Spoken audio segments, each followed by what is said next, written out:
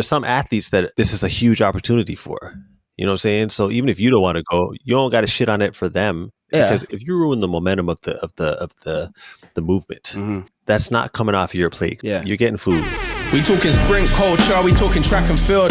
When the gunshot lick it, give a man the chills. We talking speed demons like Usain. The red track where a legend really makes their name.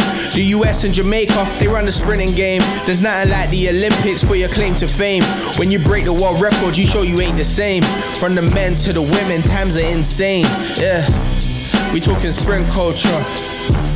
We talking sprint culture. We talking sprint culture. We talking sprint culture. Okay, so as far as this Grand Slam track stuff, right? Okay, let me ask you a question. Why would a professional athlete not do Grand Slam track if they were asked? I would say either they feel like they don't want to support Michael Johnson personally. They don't feel like they're getting offered enough. They don't want to be contractually obligated to run that many times. Like it might mess with their training or their plan for the season, especially for athletes who are used to choosing the times where they want to peak and race and all that stuff. Like you're committing to this. So like you actually have to show up. And if you're not ready, you could get exposed. If they're already eating well on the Diamond League circuit, why change? You know, like if you're one of the people who are getting crazy money from appearance fees, taking a big slice of the pie, then you're like, yo, I'm good already. Why do I need another league? Those aren't bad reasons, you know. I just think that opportunities like this have to supersede your typical reasoning or your typical patterns. Yeah. Because this is history, dog. When you really think about it, everyone's been talking about how shit things have been with the way things are set up right now. And everyone's talking, well, there needs to be a new league for this and there needs to be more money, and has a lot of the things that everyone's been asking for. And even from a viewing standpoint, dog, knowing who's going to be at meets well before the meets happen. It's huge. Dog. This is what the sport's been missing. And it's giving us both elements too. Like, it's not like we know all the fields too. We know certain stars are going to be there. And then it's like, okay, but who's the challengers too? Like we get even more on top of that. Like it's the way they built it out is perfect.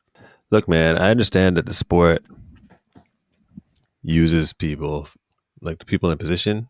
They get milked sometimes, right? It's a respect thing sometimes, but I just think that there's a certain responsibility when you have a certain amount of pull in the sport to get behind certain things. A lot of the reasons I heard weren't as good as the reasons you just gave. In this scenario, hear me out. Just because I want to see all the people there. Look, this isn't to disrespect Noah or Rye. They can take it however they want, but the reality is I just want to see them there. Right. So shit. And Grant. I don't remember which one Rye or Noah said, but they were saying, well, how are they even going to make money? We don't even know how they're going to make some money out of this. How do they make money on the back end? I'm watching like, who cares?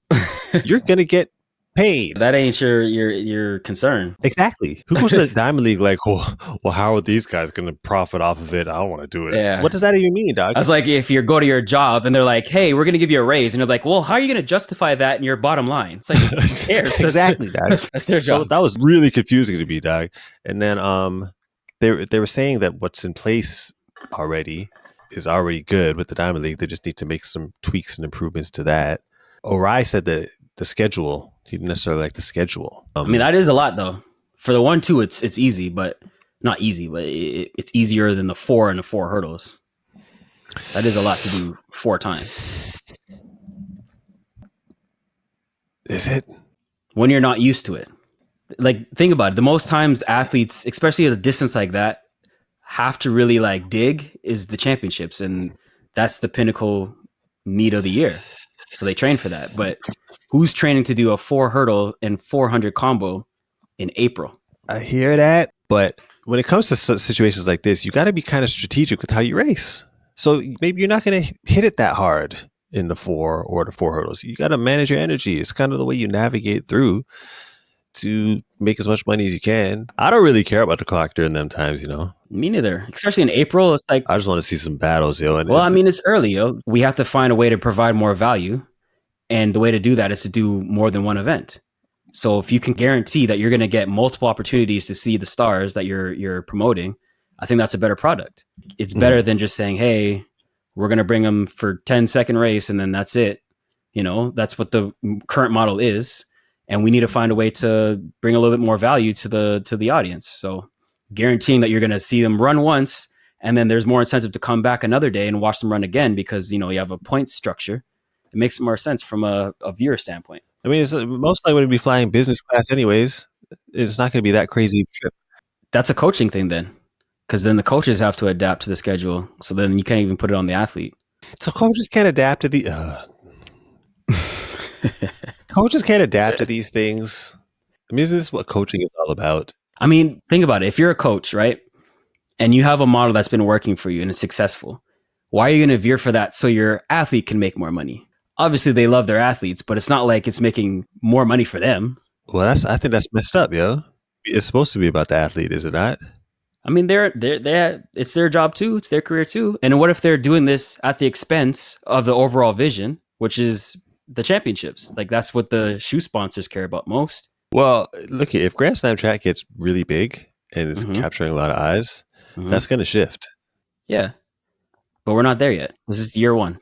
Not there yet. Yeah. But I think that I would love for that to be the case where the Grand Slams are more important than the championship. Please don't let the Olympics be the pinnacle of track and field for the rest of time. It shouldn't be. Look at tennis. Right. Look at golf. Basketball. Yeah. Like it's nice. It's nice. It should be like a cool, you did it, but not like, right. Oh my God, I've been waiting my whole life for this. Like we need something in track. That's number one. Right. That we control, that we're responsible for. Like we have no say over the Olympic structure. Right. Which is why the big names really should have made the most, tried their best to be a part of this.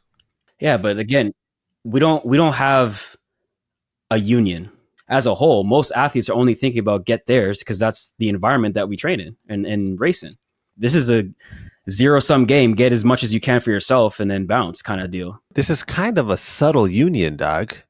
A bunch of the larger name athletes are coming together in something outside of the typical mold, and they're getting what they want. And really, this is a group of people that are going to be traveling together. There's going to be different conversations happening. They're in the middle of something that's being created, that's different, that's challenging the rest of the track and field world. This is kind of a union, dog. But do we need 100% attendance?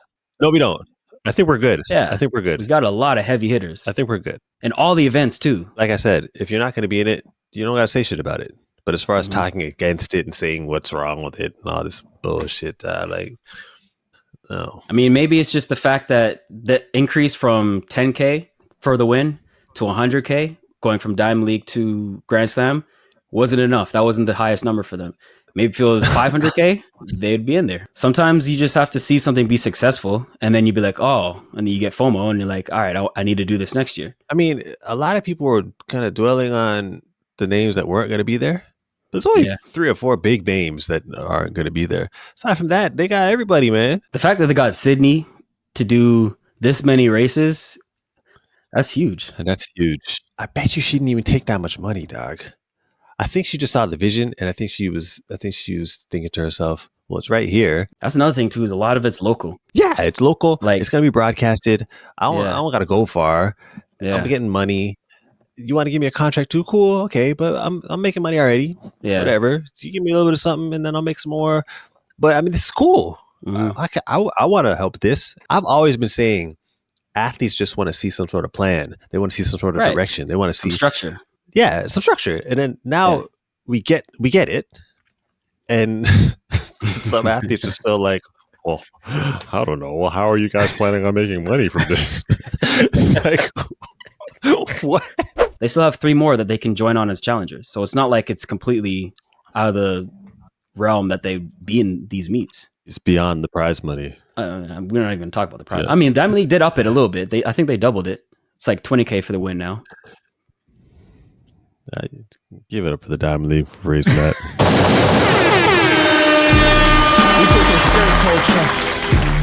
We talking sprint culture.